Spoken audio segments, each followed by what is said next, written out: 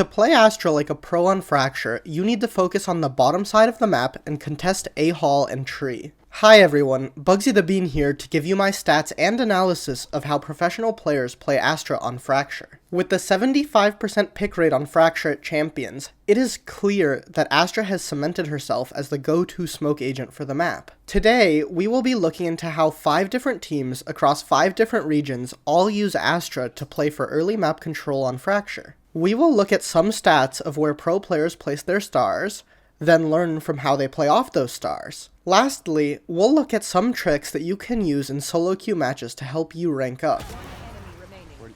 Before I get to the usual stats on star positioning, I wanted to cover something important that I noticed that I alluded to in the intro. Professional Astra players play heavily towards the bottom side of the map. On attack, over 88% of all early round stars are placed on this half of the map. On defense, the story is similar, with over 65% of stars being placed on the south side of Fracture. These stats begin to paint the picture that we'll continue to see. Winning on Fracture depends heavily on your ability to contest and win A halls and B tree control. Therefore, pro Astras place stars that contest these areas essentially every single round. Moving on to the placement of these stars, we can see exactly how pros go about contesting these areas.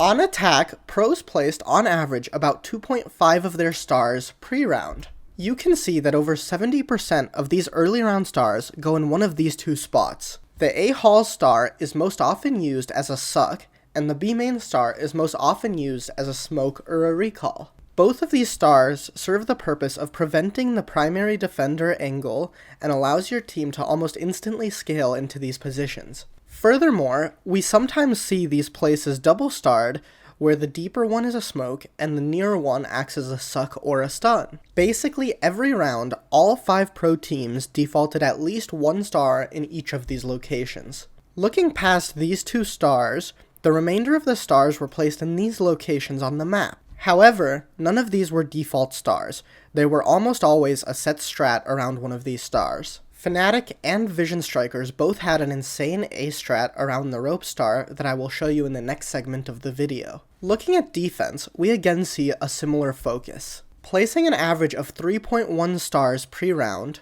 over 60% of these stars went at one of these 2 spots. Much like attack, these could be used as either sucks or smokes to prevent attackers from taking control. One difference we see is the approach on each side of the map. On A, defenders place their stars deep to contest or at least delay A Hall's control. However, on B, we almost always see defenders concede tree control and use their stars to stall attackers when scaling B main. One final key spot I wanted to highlight is the dish attack entrance. We sometimes see this star placed to delay aggression into dish. Sometimes, but not always, the defenders would also take dish control with this star. Before we move on to the next section, I wanted to highlight something that the pros do by default, but I often see SoloQ players mess up. When I say these A Hall and B main stars are defaulted, I mean basically every full buy round they are placed. You cannot get away with placing only the A ones or only the B ones depending on which site you are attacking, because you risk giving the defenders valuable information.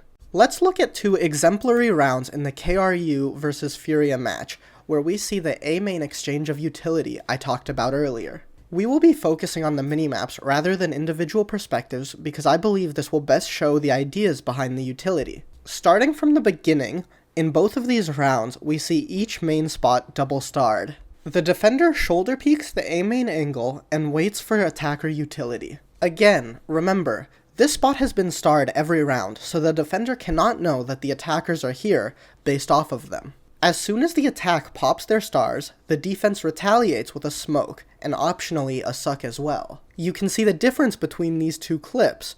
In the round that it gets sucked, the attackers cannot push main and the defenders take control. But in the round where they opt to hold the second star, the attackers quickly take control of main. What's cool is that in neither round did anyone die, but a huge advantage was still taken by one team solely off of utility. Lastly, one thing I want to highlight that we will go in game for is this smoke. Putting a star on top of this box acts as a one-way, and so you can smoke short and suck in this order. Another example I wanted to look at from pro play is a fast A take that is almost completely reliant on Astra util, allowing you to easily pull this off in a ranked game. You want to put your pre-round star on A robe, which will allow you to quickly pop it into a smoke, then put stars CT link, stairs, and back sight. These stars will allow you to smoke off CT and smoke/stun basically the entire site. Lastly, you need to push through sand rather than A main. The point of the rope star is to allow you to easily get out of squeaky door.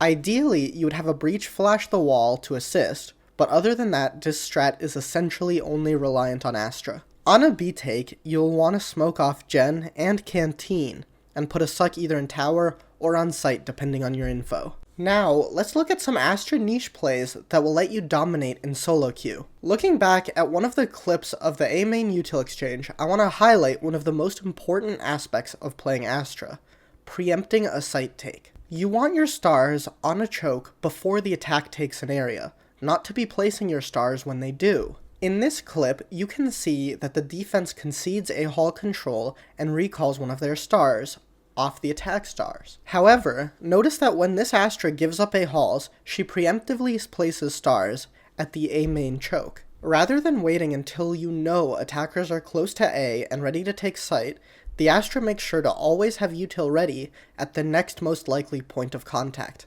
Another important part of Astra to understand is managing your abilities separately from your stars. For example, just because you place the default attack star does not mean you need to use them. They serve as a deterrent to peaks without being activated still. If your team plans to take fast A, for example, you often counterintuitively do not want to smoke suck A halls, because then you will not have enough utility to take site. You will have enough stars, but not enough abilities. You will get delayed in halls waiting for smokes to come back up, and defenders will have time to rotate.